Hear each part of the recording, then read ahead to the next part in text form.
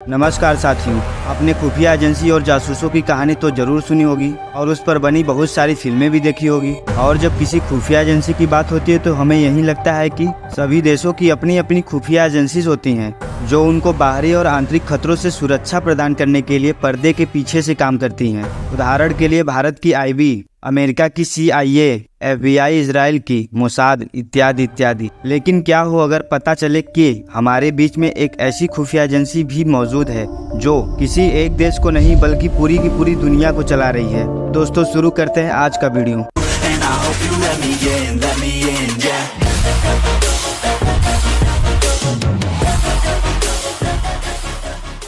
Illuminati, जो इतनी ताकतवर है कि कई पावरफुल लोग जैसे politician, businessman, actors, powerful government officers इनके मेंबर हैं और दुनिया भर की सरकारें इस खुफिया एजेंसी के इशारे पर चल रही कठपुतली मात्र है जो इसके हिसाब से काम कर रही है। कहा जाता है कि इस खुफिया एजेंसी का नेटवर्क इतना ताकतवर है कि किसी को भी थोड़ी सी भनक लगे तो यह दुनिया के किसी भी कोने में बैठे बैठे बड़ी से बड़ी घटनाओं को अंजाम दे सकती है। लेकिन इतनी बड़ी खुफिया एजेंसी होने के बाद भी कोई इसे नहीं जानता कि इसे चलाता कौन है इसका मुखिया, कहाँ है इसका हेडक्वार्टर, कौन है इसके मेंबर, कहाँ इसकी मीटिंग होती है। साथियों, हम जिस खुफिया एजेंसी की बात कर रहे हैं उसका नाम है इल्यूमिनाटी। लगभग 250 साल पहले अस्तित्व में आया यह खुफिया समूह तब से लेकर आज तक कई कॉन्स्पिरेशन थ्योरी का हिस्सा बन चुका है। फ्रेंच रेवोल्यूशन से लेकर वर्ल्ड वार, अमेरिकी राष्ट्रपति जॉन F कैनेडी की हत्या, इवन 9/11 की अटैक और कोरोना महामारी तक को फैलाने में जैसी बड़ी बड़ी घटनाओं के पीछे जिस खुफिया समूह के होने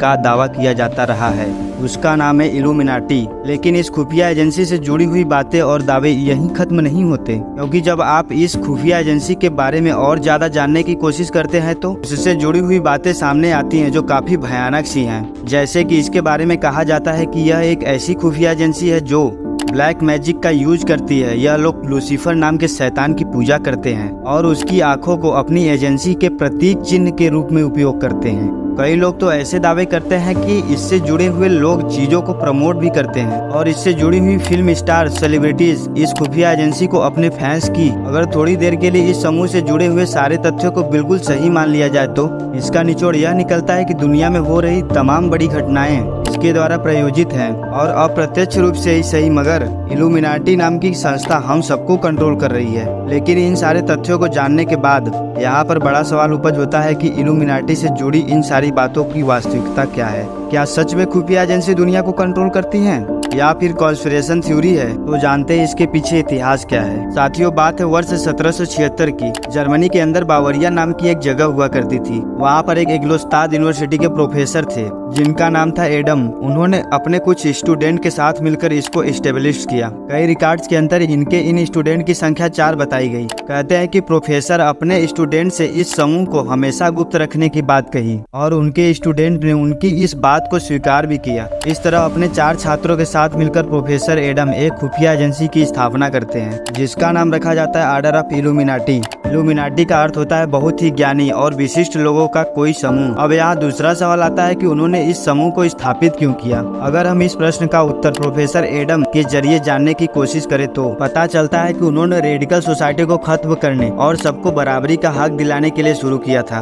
प्रोफेसर का मानना यह था कि लोग कैथोलिक सोच और चर्च के नियम कानूनों के चलते अपनी जिंदगी खुलकर नहीं जी पा रहे हैं। वह चाहते थे कि लोग धार्मिक नियम कानूनों, अंधविश्वास और रूढ़िवादी सोच से निकलकर अच्छा जिंदगी जिए, सबको समानता का अधिकार मिले और समाज को शिक्षित बनाया जाए। और जब प्रोफेसर एडम ने इस खुफिया एजेंसी की शुरुआत की तो जर्मन के शिक्षित लोगों का इसे समर्थन मिलना भी शुरू हुआ। धीरे धीरे सोसाइटी के लॉयर, डॉक्टर, टीचर जो कि थोड़े बहुत पावरफुल लोग थे इस समूह से जुड़ने लगे। साल आया 1779, जहां से लेकर 1785 तक बावरिया प्रशासन के लोगों ने घरों पर लगातार छापे मारकर जितने लोग इस एजेंसी से जुड़े हुए पाए गए उन सबको बाहर निकाला और जेल में डाल दिया। इवन कुछ रिपोर्ट्स इस बात का दावा करती हैं कि छापा मारने की प्रक्रिया के दौरान इल्यूमिनाटी से जुड़े कुछ लोगों के घर खास तरह की ट्रांसपेरेंट इंक के साथ मिले थे जिसका यूज इल्यूमिनाटी ग्रुप के लोग सीक्रेट कम्युनिकेशन के लिए किया करते थे। साथ में यह भी कहा गया कि इल्यूमिनाटी से जुड़े लोग अपने लिए एक खास कोड नेम का उपयोग किया करते थे।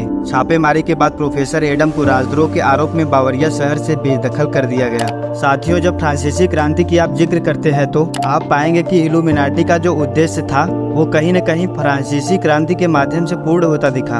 इसीलिए लोगों का यह तक मानना है कि फ्रांसीसी क्रांति के पीछे इल्यूमिनाटी जिम्मेदार था। साथियों, सबसे बड़ी घटना थी अमेरिकी राष्ट्रपति जॉन एफ कैनेडी की हत्या। विचार कीजिए कि अमेरिका जैसे मोस्ट पावरफुल नेशन के राष्ट्रपति की हत्या हो जाती है और कोई कारण सामने निकल कर नहीं आया। तो फिर बड़ा सवाल है कि 1963 में अमेरिकी राष्ट्रपति जॉन एफ कैनेडी की रहस्यमयी तरीके से मौत हुई, तब इल्यूमिनाटी का नाम कैसे निकल कर आया? अमेरिका के राष्ट्रपति की हत्या कोई आम बात नहीं थी। कुछ लोगों का कहना था कि जिस समय कैनेडी की हत्या हुई उस दौरान आसपास एक महिला थी जिसके हाथ में कैमरे की तरह दिखने वाली बंदूक थी। लोगों का कहना था कि इस महिला ने ही जॉन एफ कैनेडी की हत्या की थी। इसका संबंध इल्यूमिनाटी खुफिया एजेंसी से था। यह भी दावा किया जाता है कि कैनेडी की हत्या के बाद उस महिला को फिर से कभी दोबारा नहीं देखा गया और न ही कैनेडी के हत्यारों का कुछ पता चल सका। घटना के बाद इल्यूमिनाटी से जुड़ी एक ऐसी ही और घटना साल 2009 में तब घटी जब pop dancer pop king Michael Jackson की मिस्टीरियस डेथ हो जाती है। इसके पीछे भी इल्यूमिनाटी का हाथ होने की खबर थी। लोगों का कहना था कि माइकल जैक्सन ने पब्लिकली एक्सेप्ट कर लिया था कि वो इल्यूमिनाटी के सदस्य हैं, लेकिन इल्यूमिनाटी खुफिया एजेंसी के नियमों के अनुसार कोई भी मेंबर पब्लिक में इल्यूमिनाटी के साथ अपने संबंधों की बात नहीं कर सकता, जिसके लिए उनको मार दिया गया। हालांकि फॉरेंसिक रिपोर्ट में माइकल जैक्सन की मृत्यु का कारण ड्रग्स ओवरडोज बताया गया, लेकिन माइकल जैक्सन अकेले सेलिब्रिटी नहीं थे जिनको इल्यूमिनाटी का सदस्य बनाया गया हो, क्योंकि कई कॉन्स्पिरेशन थ्योरी में यह दावा किया गया है कि विंस्टन चर्चिल, ब्रूस का परिवार, बराक ओबामा सहित कई बड़े लोग इल्यूमिनाटी के सदस्य थे या हैं।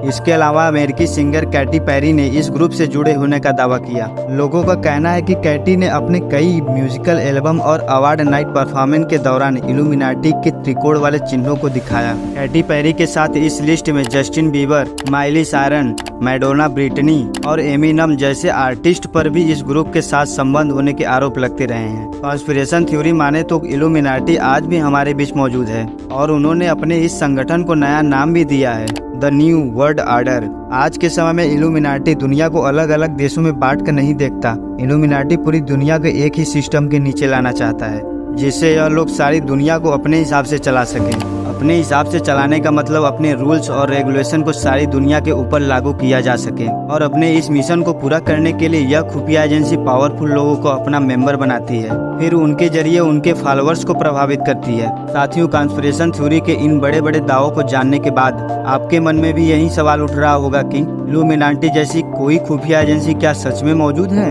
यदि आपको लगता है कि आपके आसपास कोई ऐसा है तो कमेंट करके जरूर बताइएगा। आई होप कि आपको वीडियो पसंद आया होगा, तो वीडियो को लाइक और चैनल को सब्सक्राइब ठोक दीजिए। फिर मिलते हैं अगले ही ऐसे वीडियो में। You call me a saint, but you know I'm a stranger, a willing and able.